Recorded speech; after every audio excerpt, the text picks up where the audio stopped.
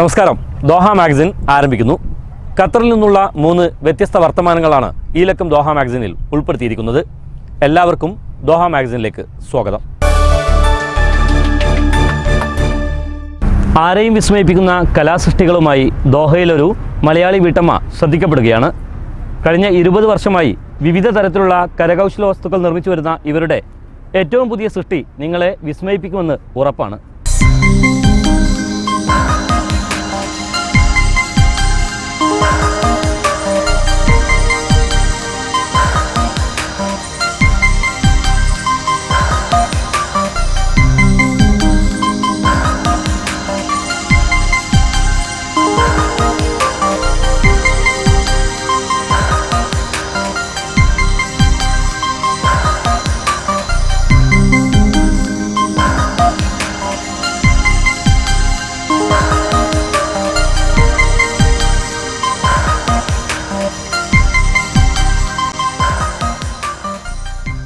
ദോഹയിലെ മുകളിനയിലുള്ള ഈ ഫ്ളാറ്റിലേക്ക് കയറിയാൽ ഒരു ആർട്ട് മ്യൂസിയത്തെ അനുസ്മരിപ്പിക്കുന്ന കാഴ്ചകളാണ് എവിടെയും.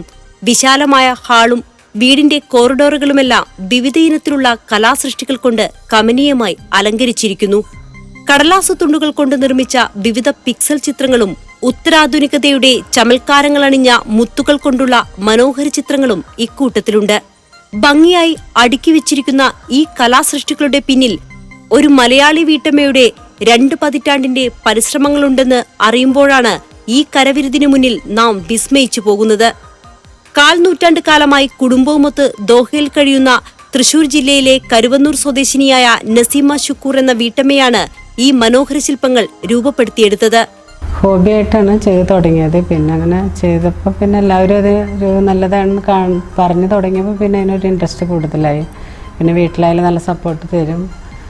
അങ്ങനെ beads, mainly beads, seed, wax, thread, net cloth, velvet cloth, അങ്ങനെയുള്ള ഡിഫറെൻറ്റ് ടൈപ്പ് ഓഫ് ഐറ്റംസ് ഉപയോഗിച്ചിട്ടാണ് മെയിൻലി ഫ്ലവേഴ്സ് ഉണ്ടാക്കുക. പിന്നെ പെയിൻറ്റുകൾ, oil paint, glass paint, nib paint, coffee art, beaded art, beads വെച്ചിട്ട് പലതരത്തിലുള്ള സീനറി ഒക്കെ ഉണ്ടാക്കാറുണ്ട്. പ്രവാസി വീട്ടമ്മമാരിൽ പലരും ചെയ്യുന്നത് പോലെ ആദ്യം പാഴ്വസ്തുക്കളിൽ നിന്ന് പലതരം പൂക്കൾ നിർമ്മിച്ച് വീട്ടിലെ ഷോക്കേസുകൾ അലങ്കരിച്ചുകൊണ്ടായിരുന്നു നസീമ ഷുക്കൂറും കരവിരുതുകൾ പ്രകടിപ്പിച്ചു തുടങ്ങിയത്. ഖത്തറിലെ ബിസിനസ്സുകാരനായ ഭർത്താവ് അബ്ദുൽ ഷുക്കൂറും 2 മക്കളും പ്രോത്സാഹനവുമായി രംഗത്തെത്തിയതോടെ പുതിയ പരീക്ഷണങ്ങൾ ചെയ്തു തുടങ്ങി. അങ്ങനെയാണ് മുത്തുകളും കടലാസു തുണ്ടുകളും തുന്നൽ പണികളുമെല്ലാം കലാസൃഷ്ടികൾ രൂപപ്പെടുത്തുന്നതിനുള്ള മാധ്യമമായി മാറിയത്. ഷോപ്പിലൊക്കെ പോയിട്ട് നല്ല നല്ല പിക്ചേഴ്സ് കണ്ടിട്ടുണ്ടെങ്കിൽ അതിൻ്റെ ഒരു ഇൻസ്പിറേഷൻ ഉണ്ടാവും. അപ്പോൾ അത് വെച്ച് ചിലപ്പോൾ അതേ മെറ്റീരിയൽ വെച്ചിട്ട് തന്നെ ചെയ്യും. അതല്ലെങ്കിൽ പിന്നെ വേറെ എന്തെങ്കിലും മെറ്റീരിയൽ യൂസ് ചെയ്തിട്ട് അതുപോലെ ചെയ്യാൻ വേണ്ടി ശ്രമിക്കും. രാജാ രവിവർമ്മയുടെ പ്രസിദ്ധമായ ബംഗാളി വുമൺ എന്ന ചിത്രത്തെ മുത്തുകൾ കോർത്ത് രൂപപ്പെടുത്തിയെടുത്തതോടെ നസീമയിലെ കരവിരുതിനു മുന്നിൽ പരിചിതരെല്ലാം വിസ്മയിച്ചു പോയി. കൃത്യമായ ജോമെട്രിയിൽ ചിത്രത്തിലെ ഇരുളും വെളിച്ചവും 7 നിറങ്ങളുമുള്ള മുത്തുകൾ കൊണ്ട് തുന്നിയെടുക്കുകയായിരുന്നു നസീമ. 6 മാസത്തെ കഠിന പ്രയത്നത്തിനൊടുവിലാണ് ജീവൻ തുടിക്കുന്ന ഈ ശില്പം രൂപപ്പെടുത്തിയത്. 1.5 ലക്ഷത്തിലധികം മുത്തുകളാണ് ഇതിനായി ഉപയോഗിച്ചത്. അത് മെയിൻലി ഒരു 6 months എടുത്തിട്ടുണ്ട് ചെയ്യാൻ.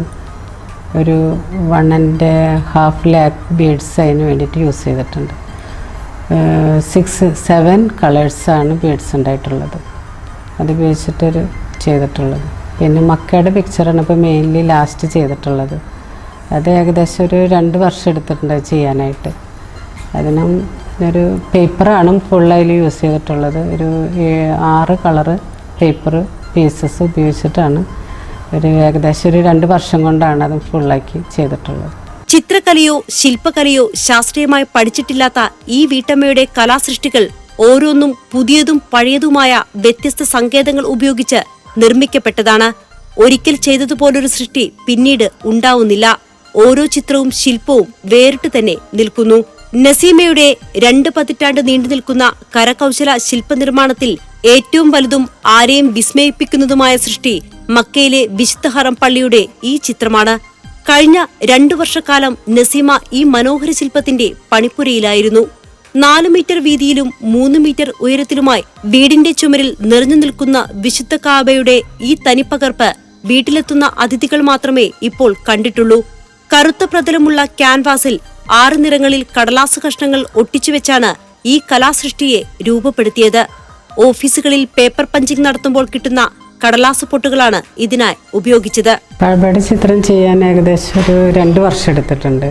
അത് ഫുൾ എല്ലാ ദിവസവും എനിക്ക് അതിന് വേണ്ടിയിട്ട് ടൈം സ്പെൻഡ് ചെയ്യാൻ പറ്റാറില്ല. എന്നാലും മിക്കവാറും കിട്ടുന്ന ഫ്രീ ടൈം മുഴുവൻ അതിന് ഉപയോഗിക്കാറുണ്ട്. അത് ഏകദേശം ഒരു 5-6 കളേഴ്സാണ് അതിന് യൂസ് ചെയ്തിട്ടുള്ളത്. 6-6.5 ലക്ഷം പീസസ് അതിന് വേണ്ടിയിട്ട് യൂസ് ചെയ്തിട്ടുണ്ട്. വീട്ടിലെത്തിയവരെയെല്ലാം വിസ്മയിപ്പിച്ച ഈ കലാസൃഷ്ടി ഇതുവരെ എക്സിബിഷനുകളിലൊന്നും പ്രദർശിപ്പിച്ചിട്ടില്ല. അതിനുള്ള അവസരം ഒത്തുകിട്ടിയാൽ നസീമയുടെ കഴിവ് ലോകം അംഗീകരിക്കുമെന്നതിൽ സംശയമില്ല. ഖത്തറിൽ കഴിയുന്ന പ്രമുഖ ചിത്രകാരന്മാരുടെയും കലാകാരന്മാരുടെയുമെല്ലാം കൂട്ടായ്മയായ മാപ്സ് എന്ന ഗ്രൂപ്പിൽ ഈ അടുത്ത കാലത്തായി അംഗത്വമെടുത്ത നസീമയുടെ കലാസൃഷ്ടികളുടെ ഒരു പ്രദർശനം ഉടൻ തന്നെ ഖത്താറയിൽ നടക്കും. ഖത്തർ ദേശീയ ദിനാഘോഷത്തിന്റെ ഭാഗമായ ഈ പ്രദർശനം ഡിസംബർ 10 മുതലാണ് ആരംഭിക്കുന്നത്. പച്ചക്കറി വിത്തുകൾ, പിസ്തയുടെ തോട്, മുട്ടത്തോട് തുടങ്ങി ആവശ്യം കഴിഞ്ഞ് വലിച്ചെറിയുന്നതെന്തും നസീമ കലാപരമായി ചായം പൂശിയും അടുക്കിവെച്ചും പുതിയ കലാസൃഷ്ടികളാക്കി മാറ്റും. വിവിധയിനം ഗ്ലാസ് പെയിന്റിങ്ങുകൾ, നിപ്പ് പെയിന്റിംഗ്, കോഫി പെയിന്റിംഗ് തുടങ്ങി പാഴ്വസ്തുക്കൾ കൊണ്ട് രൂപപ്പെടുത്തുന്ന 3 ഡയമെൻഷൻ ചിത്രങ്ങൾ വരെ ഈ വീട്ടിലെ ചുമരുകളിൽ കാണാം. പുതിയ കോഫി ആർട്ടാണ്. അതിൽ കോഫി പൗഡർ കലക്കിയിട്ട് അത് മിക്സ് ചെയ്തിട്ടുള്ളൊരു വർക്കാണ്.